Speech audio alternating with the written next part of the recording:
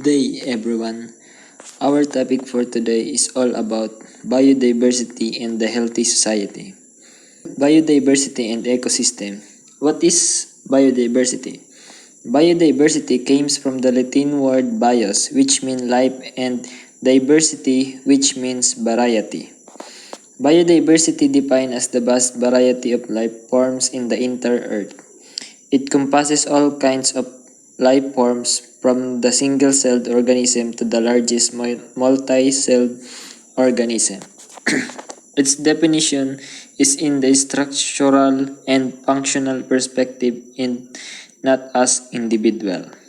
Biodiversity is the source of the essential goods and ecological services that constitute the source of life for all, and it has direct consumptive value in food, agriculture, medicine, and industry. In simple terms, it is true that people will always depend on biodiversity on the wholeness of our being in our everyday lives. Changes in biodiversity. Alteration is in any system could bring varied effects. A change in biodiversity could have erratic effects not only wildlife or marine life but also in human beings.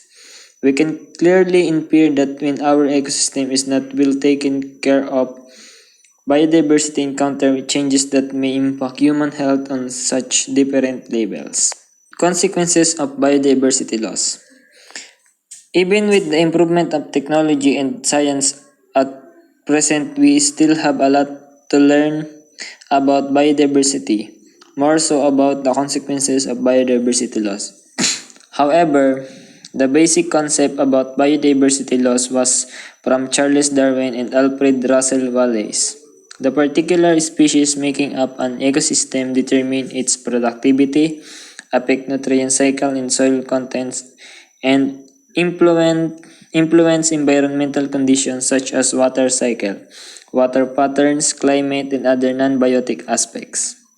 The loss of biodiversity has many consequences that we understand and many that we do not. As stated by Tillman, the earth will retain its most striking feature, its biodiversity, only if humans have the presence to do so. This will occur. It seems only if we realize the extent to which we biodiversity. Nutritional impact of biodiversity. According to the World Health Organization, biodiversity is a vital element of a human being's nutrition because of its sustainable food production for human beings. Biodiversity is a major factor that contributes to sustainable food production for human beings. A society or a population must have access to a sufficient variety of nutritious food as it is a determinant of their health as health biology and biodiversity.